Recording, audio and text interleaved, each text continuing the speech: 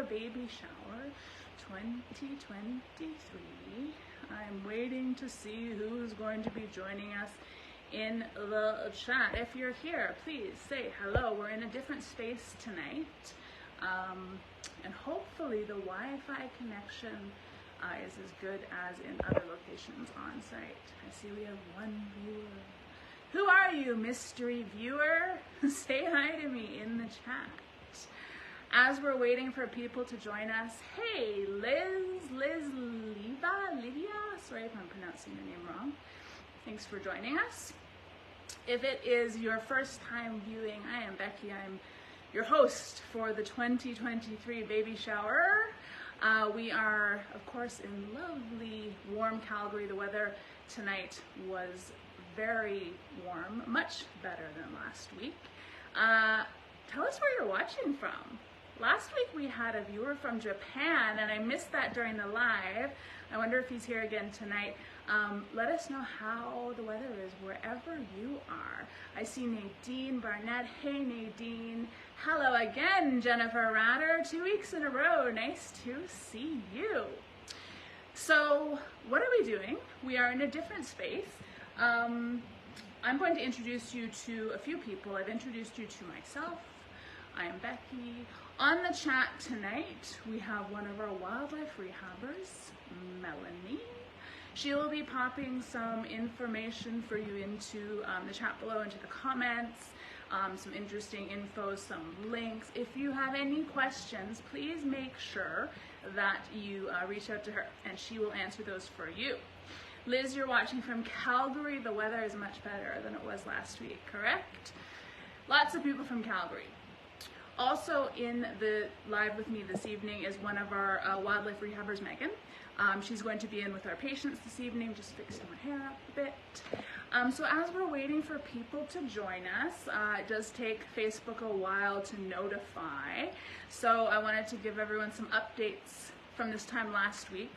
I wanted to send a shout out and a huge thank you to all of our hardworking staff and volunteers. Since this time last week, we've had 150, just over 150 animals come through our doors in 1 week. So a huge shout out to our staff and our volunteers for helping with all of those animals that are coming through. Stefan Gibbons, good evening. Where are you watching from, Stefan? I think it's the first time I've seen you on a chat. What else did I want to update with? Today on site, we had a busy day. The media was here, volunteers. We had a custom-made shed, a beautiful shed, dropped off for us. It was made by a really talented group of grade 3 students at the Waldorf School. So huge shout out to all of the kids at Waldorf, the parents, the teachers, for putting together such an amazing project for us. Late last night, we met our goal of $5,000, our matching campaign. So that $5,000 has been turned into 10. Thank you everyone who donated to that. Thank you to the Nielsen Family Wildlife Fund for pledging to match every donation up to $5,000. Last I checked, our 50-50 was sitting at close to 7,000, maybe 6,800. So we've still got 2.5 weeks left. Make sure that you get your tickets. The more you buy, the higher the pot, and of course, the more money that goes to the animals and the more chances you have to win. What else?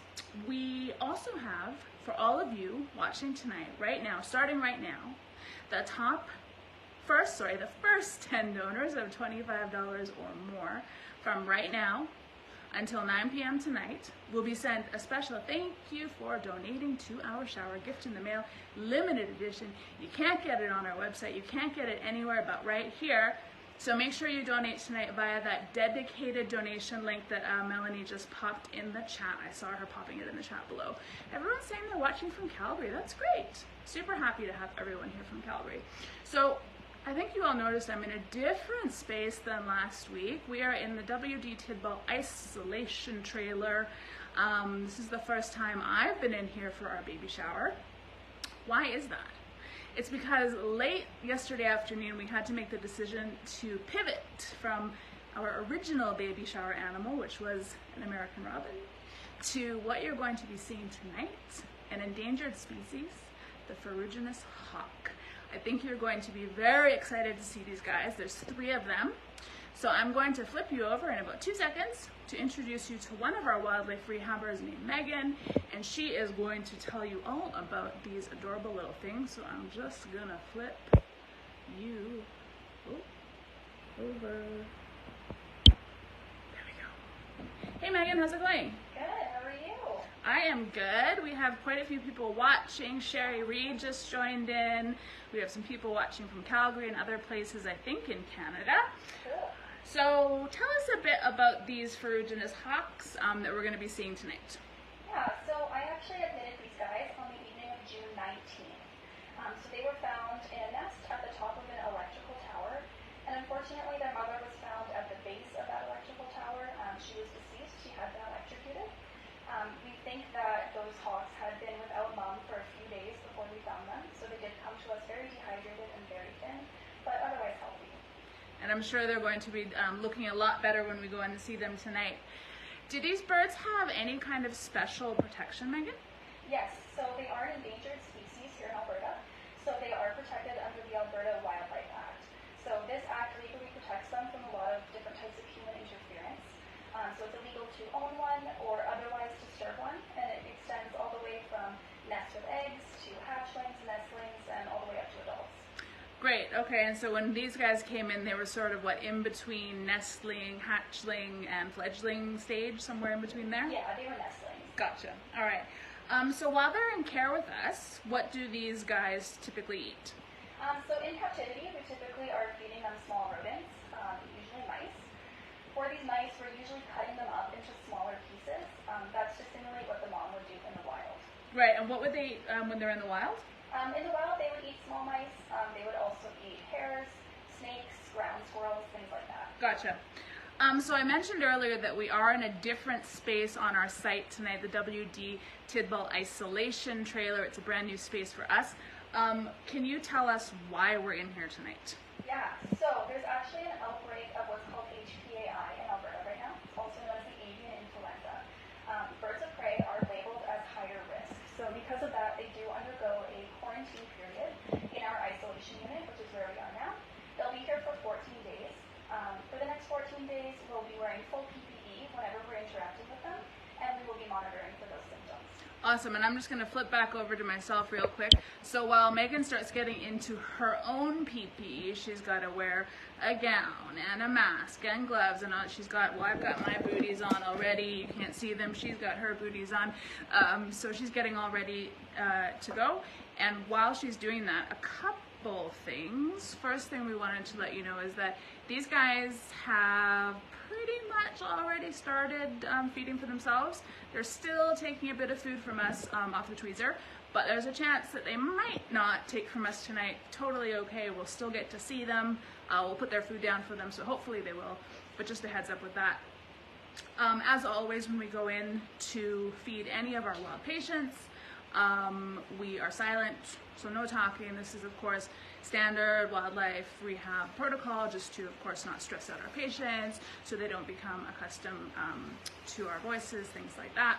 So we're going to be super silent. I see Mel's in there putting lots of great information already. So while we're in there being quiet, Mel will be giving you information about the species of bird, this raptor, and hopefully answering your questions. So please, if you have any questions, don't hesitate to ask Mel.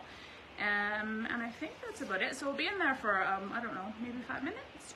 And then we have a few more great questions, discussion questions to get to. So I'm just going to flip you back around. We're going into the second part of our isolation trailer. Now you'll see that Megan is properly suited up. I've got my booties on.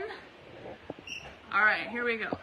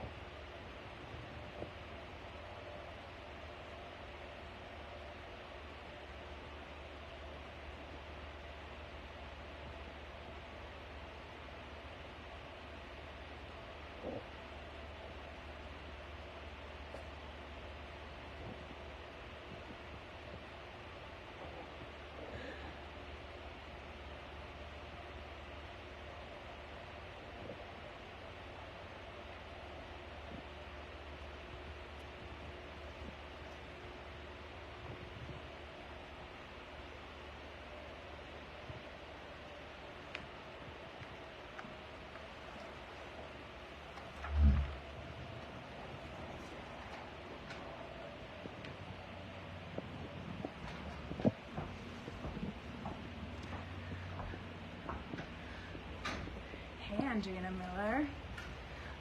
We're just leaving the isolation room. I guess I can flip around to me. We caught a poop. I'm sure you all saw that. Putting our PPE in the proper containers. I'll just give Megan a second to un-PPE herself. Wow. Hey, Janice. Everyone's joining now. I hope you guys got to see that. That was amazing. Carol Pick says, so cool. They're so cute. Yeah, super cute. We are really fortunate to be able to be, in presence of these endangered raptors. So I'm so glad that you're all here with us this evening. They ate a bit, actually quite a bit, so I'm very pleased. So that's great. And we're just letting Megan get her stuff off. I'm sure that Melanie was getting lots of information in the chat there. I saw that. Sherry Reed, that was quite a projectile. It really was. I was having a hard time not laughing out loud. So we're just gonna get Megan to get her, I'm not sure if any of you noticed, we have a new headset tonight. It's louder. Should we shut the door maybe, Megan? It's louder than last week. We finally figured out a way to have it be loud, which is great. So I hope you've all noticed that it's louder and you can hear us better. All right, I'm gonna flip you over to Megan again. I'm glad you all enjoyed that. I sure did. Did they eat well, better than you thought? They ate much better than I expected them to. That's great. So again, we're in this, the WD Tidball isolation trailer because of HPAI. We talked a little bit before we went in about just the protection they have under the Wildlife Act. Could you give us a bit of information about why they're endangered in Alberta? Yeah, so the primary reason why they're endangered in Alberta is habitat loss, specifically habitat fragmentation. So that occurs when you have a big plot of land and you divide it up into smaller segments, typically via roads. What happens there is a lot of species, including the ferruginous hawk, does not like to utilize the land that is close to the edge of each fragment.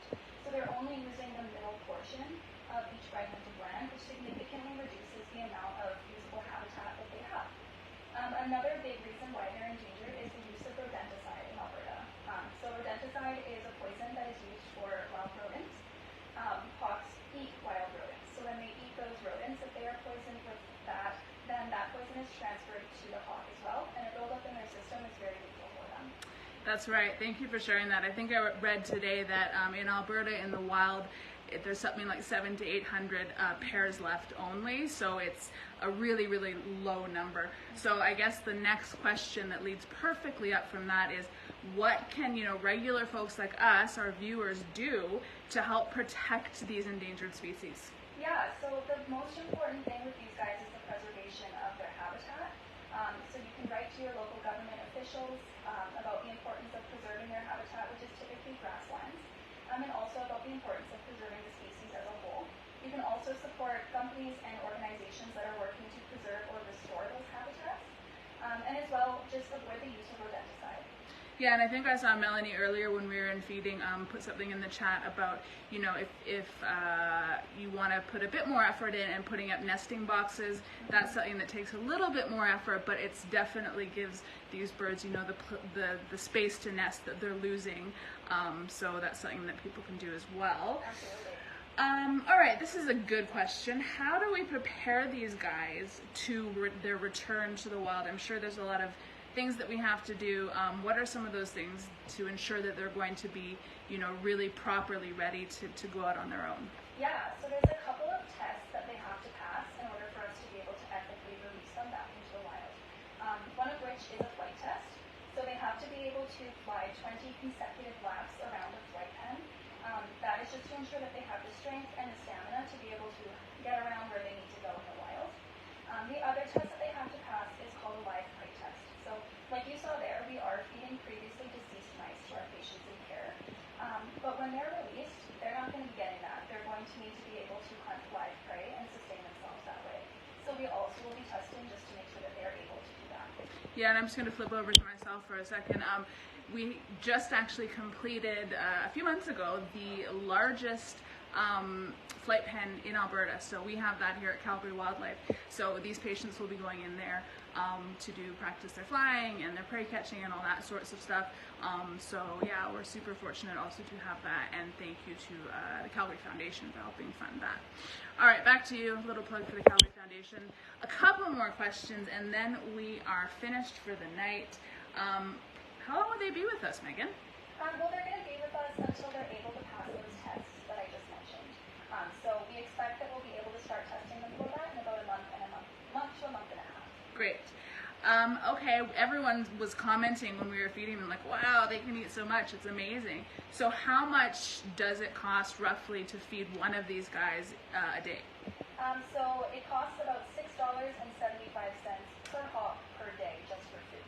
So that's perfect segue back to me. That was great. Thanks so much, Megan. So we have 3 in our care. They're going to be with us for, at least a couple months probably. You guys can do the math. It's a lot of money. So, that's one of the reasons why we're here doing these baby showers, is to help raise funds for our babies that we get in the summer months. We get kind of 6 times the amount we would in the slower season. I mentioned at the start of tonight that we've had just 150 come through our doors since last week. So our goal is $30,000. We're about halfway there, and we still have 2.5 weeks to reach that goal. So again, we have the 50-50 raffle that's running until July 14th. Melanie has already popped that link in the chat. I saw it earlier. Make sure you get your tickets. Tell your family, tell your friends. The more you buy, the more money our patients get, but of course, the more chances you have of winning are. The dedicated donation link that Melanie has also popped into the chat, anyone that donates from tonight when we started until 9 p.m., the first 10 donors, sorry, I should clarify that, the first 10 donors of $25 or more will be sent a thank you so much for donating to our 2023 baby shower gift, limited edition, can only get it from donating here, not on the website. So please donate via that link before 9 p.m. tonight. So if you're in Calgary, you have about an hour and a half. And tell your family, tell your friends, share our socials, all that sort of stuff. Follow our YouTube. That helps us with the algorithm and all of those other things that help get our message out. That is about it for tonight. I'm so happy we were able to share this wonderful endangered species with you. Thank you everyone for joining us. We have at least one more week of baby shower left. Next Tuesday, same place, same time. We may have 2 weeks, depending on who we have in care. So as always, check our socials this week, end of the week. We will make an announcement. Hey, if you guys don't already get our email updates, please make sure to head over to our website and sign up for our email updates. That means you'll be getting our newsletter straight to your inbox, and any information. Sometimes with the new regulations for the social media channels, you never know if you're seeing what we're doing. So to ensure that you're up to date with Calgary Wildlife News, make sure you sign up for those updates on our website. And yeah, that's all for tonight. Thank you everyone for joining us. Thanks for donating. Again, share with your family and friends and neighbors. And we'll see you same place, same time next week.